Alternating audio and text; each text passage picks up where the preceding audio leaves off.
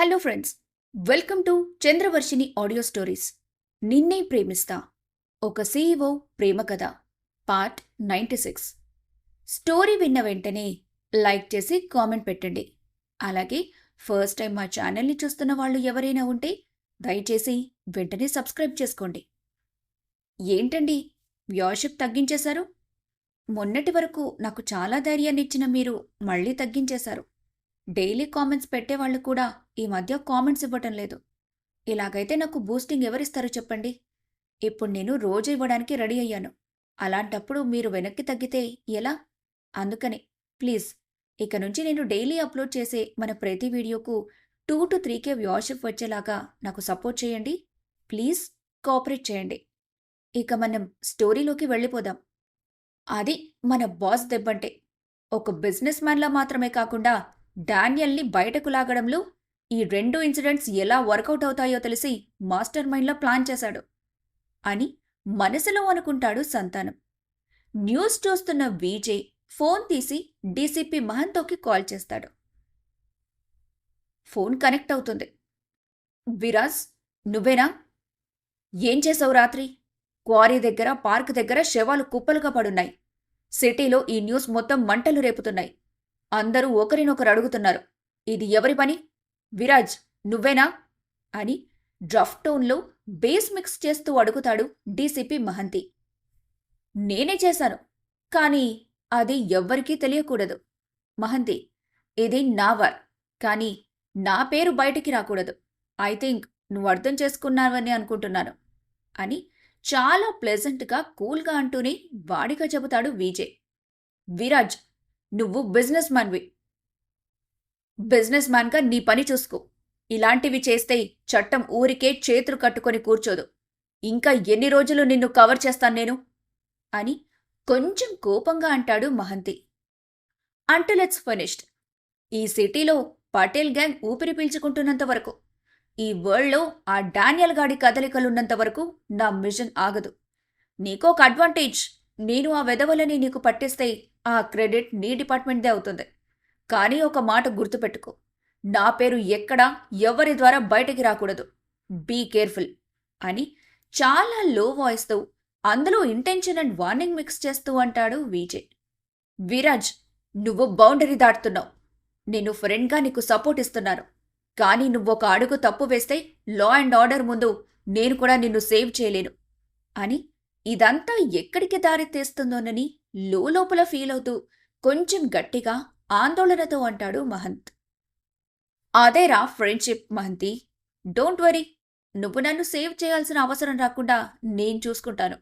నువ్వు చేయాల్సింది ఒక్కటే, నా పేరు బయటకు రానియకు.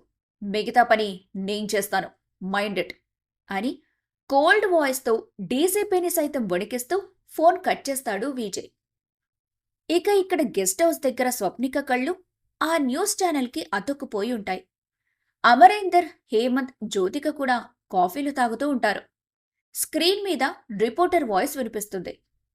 అమ్యూజ్మెంట్ పార్క్ దగ్గర, అలాగే క్వారీ ప్రాంతంలో అనుమానాస్పదంగా రౌడీల శవాలు కుప్పలుగా దొరకటం సంచలనం రేపింది.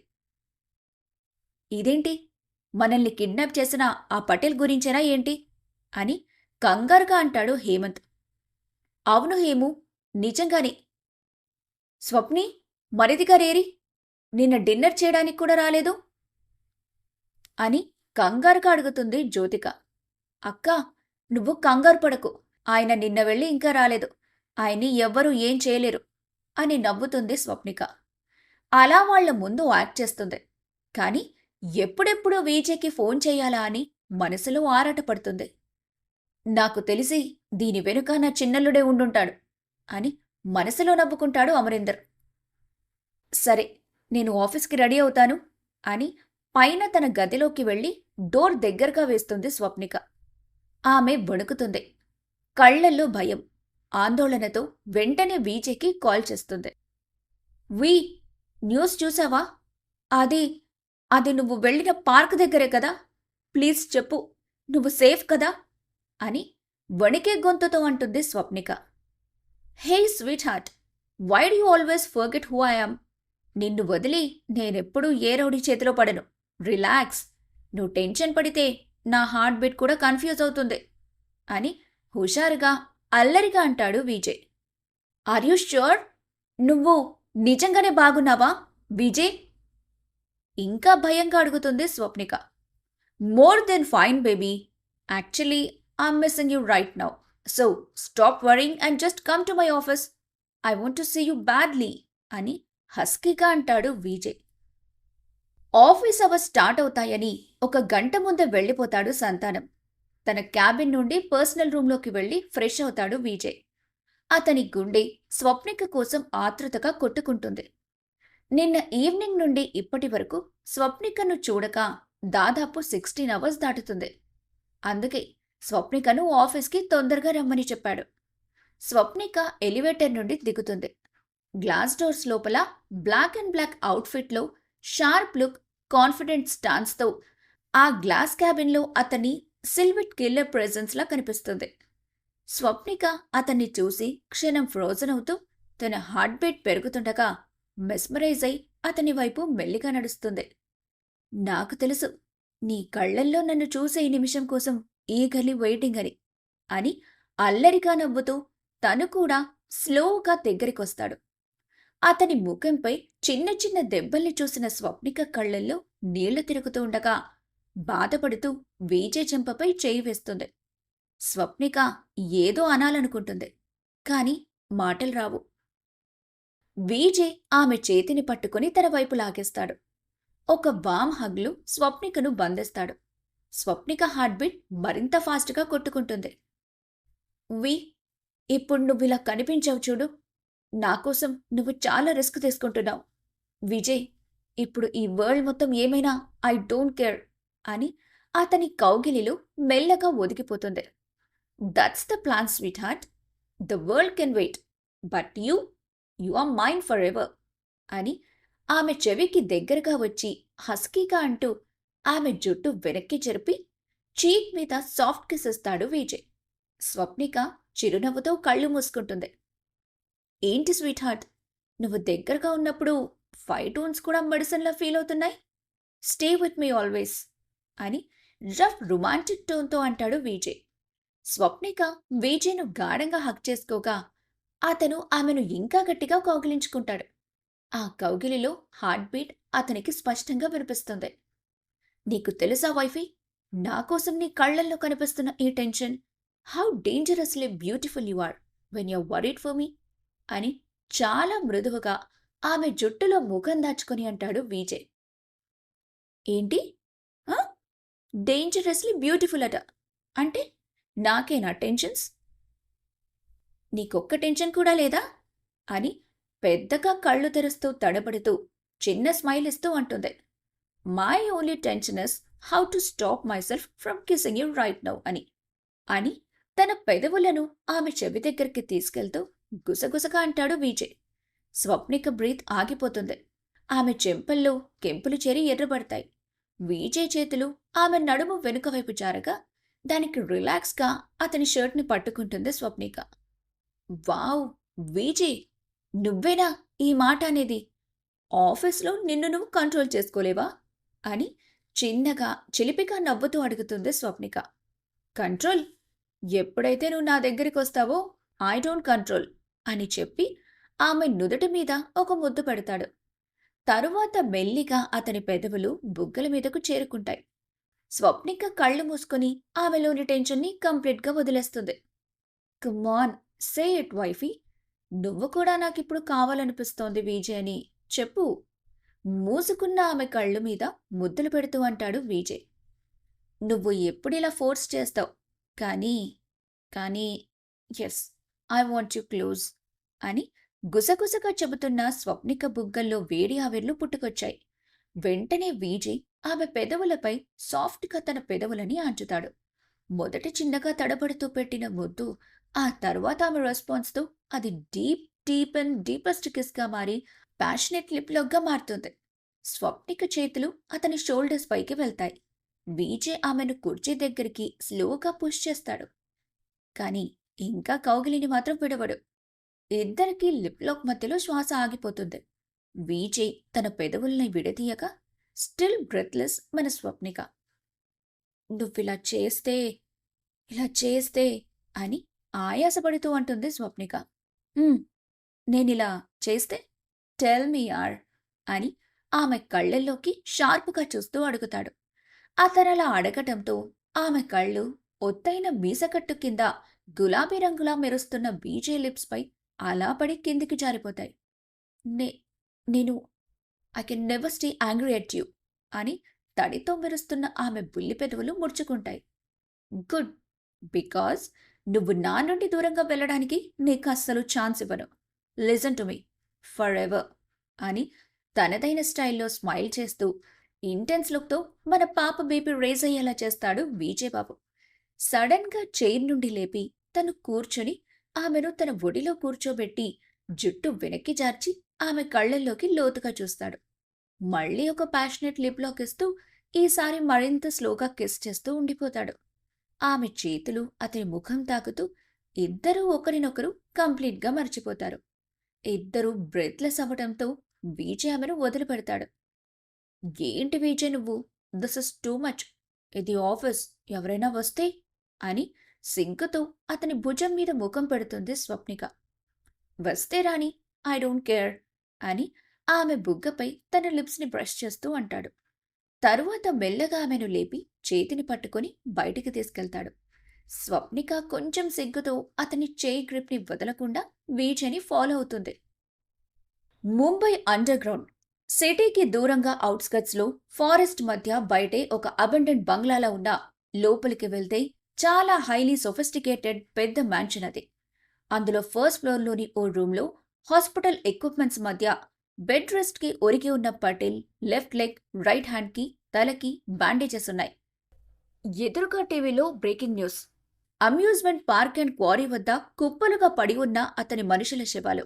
అక్కడ జరిగిన విజువల్స్ని చూస్తున్న పటేల్ రక్తం కక్కుతున్న పెదవులు గట్టిగా కొరుకుతూ విజయ్ని బండబూతులు తిడతాడు. ఏ సాలా విజయ్, నువ్వు నా టీం మొత్తాన్ని చంపేశావు కదరా, నిన్ను బతకనివ్వను, యూ బాస్టర్డ్ అని గట్టిగా ఆ రూమ్ రూఫ్ ఎగిరిపోయేలా కేక పెడతాడు.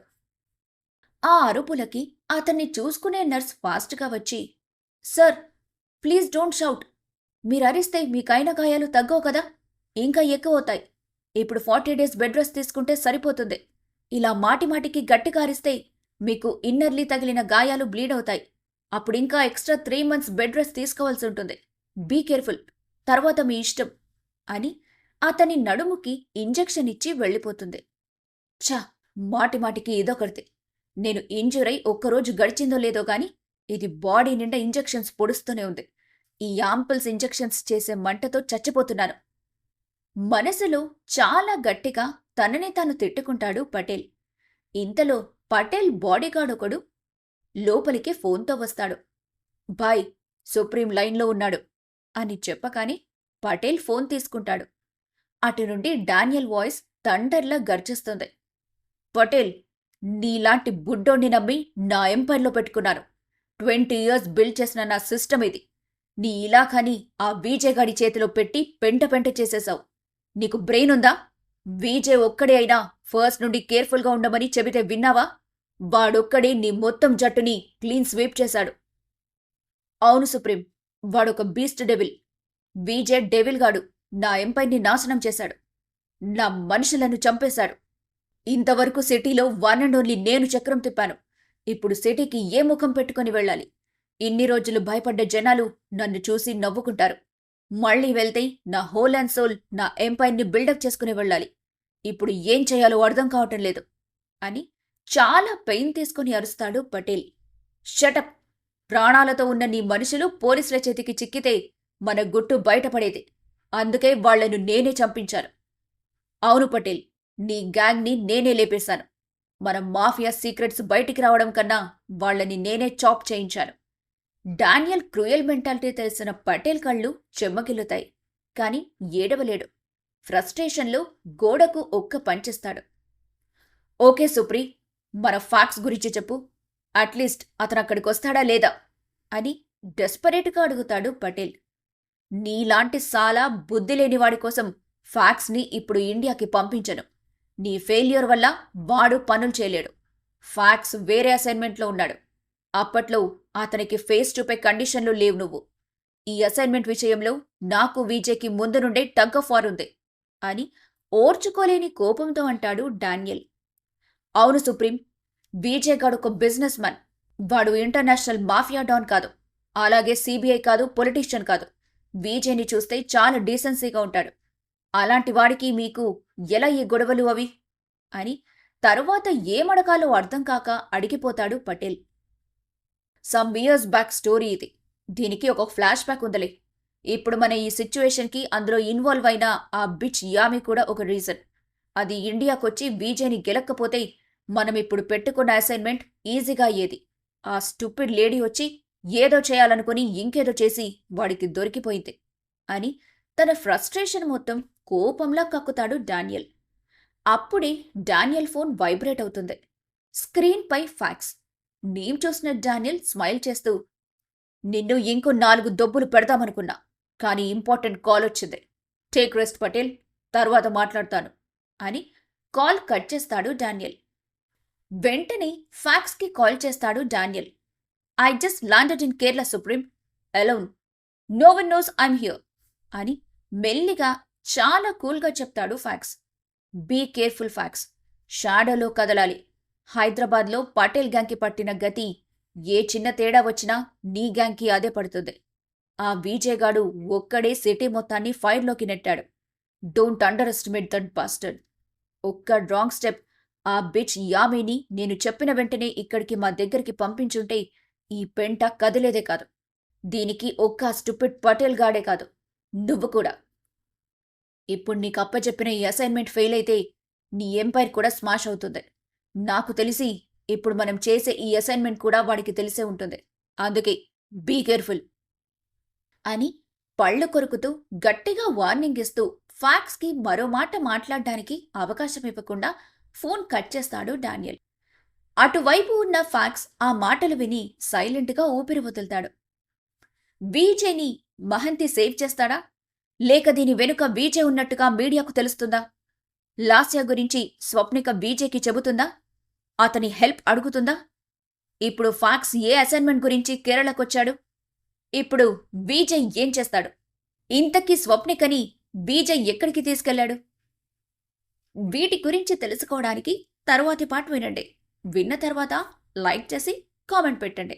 Thanks for watching.